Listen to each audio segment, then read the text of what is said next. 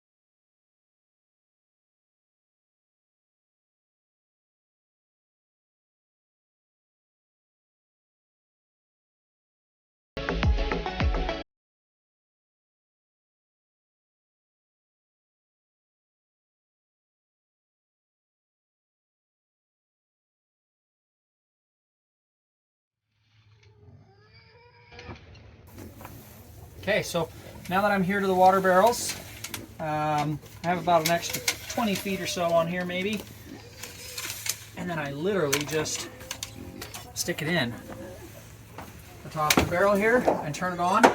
So obviously this is not going to fill up as fast as a garden hose. The garden hose fills up these barrels in maybe 50 minutes. This takes, with my pressure coming from my garden hose, it takes 3 minutes per gallon. So I've got 110 gallons to fill here. So yeah, it's going to take probably about 4 or 5 hours to fill these up, but that's fine because I can turn it on, I can go do other chores, set an alarm on my phone. 5 hours later I can come back and check on it, and it's really easy to just at that point wind it up and take it in the house. So I just go ahead and stick it in the barrel, stick it in there a little bit so it'll stay in, and then I'll go turn it on from the house and set my timer and come check on it when it's full. That's it.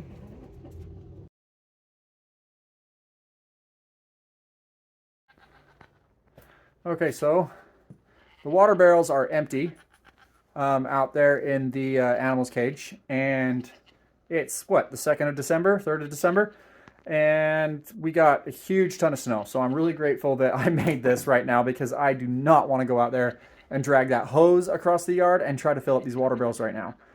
This is going to be so much better and so much easier. The only thing I might be worried about is because it's such a small diameter hose, I hope that the water doesn't, when it's really cold out there, I hope that it doesn't freeze. But since the water is going to be continuously moving, I really don't think it'll be an issue at all. I think it'll work just fine.